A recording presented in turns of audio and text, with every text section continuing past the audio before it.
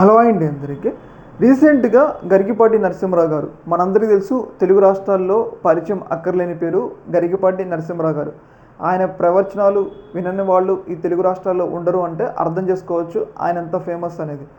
అయితే ఈ సందర్భంగా ఆయన చేసిన కొన్ని వ్యాఖ్యల మీద వైసీపీకి సంబంధించిన అభిమానులు, జగన్మోహన్ రెడ్డి గారి అభిమానులు కొంచెం అసంతృప్తి అయితే వ్యక్తమైతే చేస్తున్నారు. అయితే గరికపాటి నరసింహరావు గారు డైరెక్ట్గా జగన్మోహన్ రెడ్డి గారి పేరు తీసుకొని ఎలాంటి వ్యాఖ్యలు చేయకపోయినా కానీ ఆ మాటలు అనేవి జగన్మోహన్ రెడ్డి గారిని ఉద్దేశించి అన్నట్టుగా మనకైతే కనిపిస్తుంది అనమాట.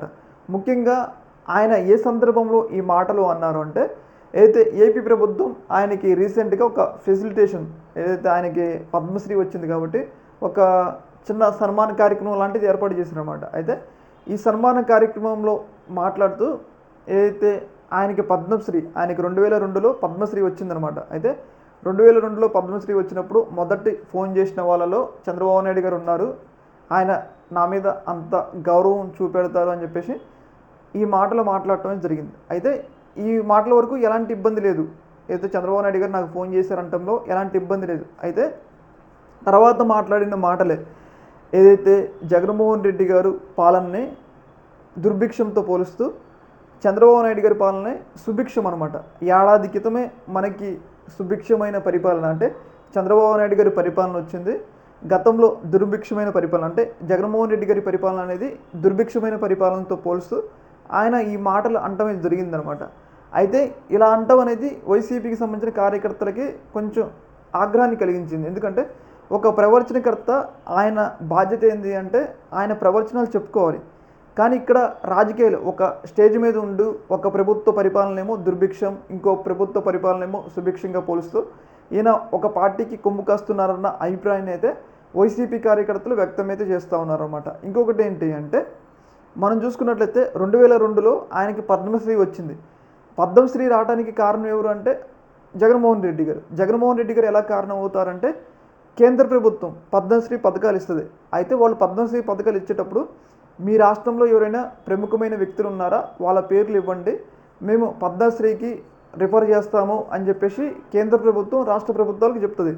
అందులో భాగంగా జగన్మోహన్ రెడ్డి గారు గరికపాటికి సంబంధించిన పేరుని కేంద్ర ప్రభుత్వానికి ఇచ్చారు. ఈయన మా దగ్గర అర్హుడు, ఈయన ఎంతోమందికి ప్రవచనాలు బోధిస్తాడు కాబట్టి ఈయనకి మీరు ఏదైతే పద్మశ్రీ పథకాన్ని ఇవ్వండి అని చెప్పేసి జగన్మోహన్ రెడ్డి గారు ఏదైతే ఏపీ ప్రభుత్వం, అప్పుడున్న ఏపీ ప్రభుత్వం ఆయనకి పద్మశ్రీ ఇవ్వాలి అని చెప్పి సిఫారసు చేసింది. అన్నట్లుగానే ఆయనకి పద్మశ్రీ పథకం వచ్చిందనమాట. అయితే ఈ గరికపాటి గారి బాధ ఏంటి అంటే, పద్మశ్రీ వచ్చిన తర్వాత జగన్మోహన్ రెడ్డి గారు ఫోన్ చేయలేదు, అలాగే జగన్మోహన్ రెడ్డి గారు ఏదైతే ఆయన్ని ఫెసిలిటేట్ చేయలేదన్న అసంతృప్తితో ఇలా మాట్లాడారు అని చెప్పేసి వైసీపీ కార్యకర్తలు అయితే అంటున్నారనమాట. ముఖ్యంగా ఆ పద్మశ్రీ రావడానికి కారణమే జగన్మోహన్ రెడ్డి గారు. అయినా కానీ ఆయన ఫోన్ చేయలేదు అంటాం అనేది ఆయనకి ఇబ్బంది కలిగించింది. దానివల్ల ఇలా జగన్మోహన్ రెడ్డి గారి పాలన దుర్భిక్షం, అలాగే చంద్రబాబు నాయుడు గారి పాలన సుభిక్షం అని చెప్పేసి ఆయన ఒక పార్టీకి కొమ్ము కాస్తున్నారని చెప్పేసి వైసీపీ నేతలు అయితే ఆరోపిస్తున్నారు.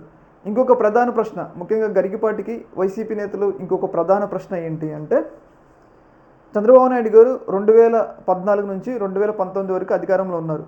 ఈ అధికారంలో ఉన్నప్పుడు ఒక్కరోజైనా అంటే ఒక్క సంవత్సరం అయినా కానీ గరికపాటి పేరుని ఏదైతే అక్కడ కేంద్రానికి ఈయన మా దగ్గర ఏమంటారు పద్మశ్రీ అర్హుడు, ఎన్నో ప్రవచనాలకు సంబంధించిన వ్యక్తి, ఈయనకి పద్మశ్రీ ఇవ్వాలని చెప్పేసి ఎప్పుడూ కూడా చంద్రబాబు నాయుడు గారు గరికపాటిని ఫేవర్ చేయలేదు. అయినా కానీ ఇప్పుడు చంద్రబాబు నాయుడు గారి పరిపాలన సుభిక్షమైన పరిపాలన అంటున్నారా అంటే, ఏదైతే జగన్మోహన్ రెడ్డి గారు అవార్డు రావడంలో కీలకమైన పాత్ర పోషించిన వ్యక్తినేమో దుర్భిక్షమైన పాలన అంటున్నారు. ఎప్పుడూ కూడా తన పేరుని ఏదైతే నామినేట్ కూడా చేయని వ్యక్తిని మాత్రం సుభిక్షమైన పరిపాలన అంటున్నారు. ఇదేం డబుల్ స్టాండర్డ్స్ అని చెప్పేసి ఏదైతే వైసీపీ అభిమానులు గరికపాటి మీద కొంచెం విమర్శనాత్మక ధోరణిలో విరుచుకుపడుతున్నారనమాట. ఈ యొక్క అంశంలో మీ యొక్క అభిప్రాయాన్ని కింద కామెంట్ తెలియజేయండి. ఓకే, మరి థ్యాంక్ యూ.